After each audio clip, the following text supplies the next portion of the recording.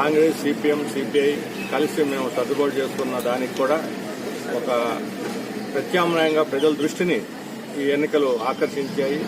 అటు వైసీపీ మీద తీవ్రమైన వ్యతిరేకత ఉంది, ఇటు తెలుగుదేశం పట్ల విశ్వాసం లేనటువంటి పరిస్థితుల్లో ఇండియా బ్లాక్ పార్టీల వైపు ప్రజలు దృష్టి మళ్లించినట్లుగా మాకు మొత్తం ఈ ప్రచార సరళిలో తిరుగుతున్నటువంటి అన్ని నియోజకవర్గాలు కనిపిస్తుంది. మా పార్టీకి సంబంధించిన విజయవాడ సెంట్రల్లో ఈరోజు బాబురావు యొక్క అభ్యర్థిత్వం మీద ప్రజల్లో మంచి స్పందన ఉన్నది. కానీ డబ్బు చాలా పెద్ద ఎత్తున ప్రవహింపజేసి ప్రజల్ని వాళ్ళ స్వేచ్ఛగా ఓటేయకుండా నిరోధించినటువంటి పెద్ద ఆటంకంగా ఈరోజు ఉన్నది. ఓటేయమని అడుగుతున్నారు ఎన్నికల సంఘం, కానీ డబ్బు నిరోధించడానికి దాని మీద అంత శ్రద్ధ పెట్టలేదు.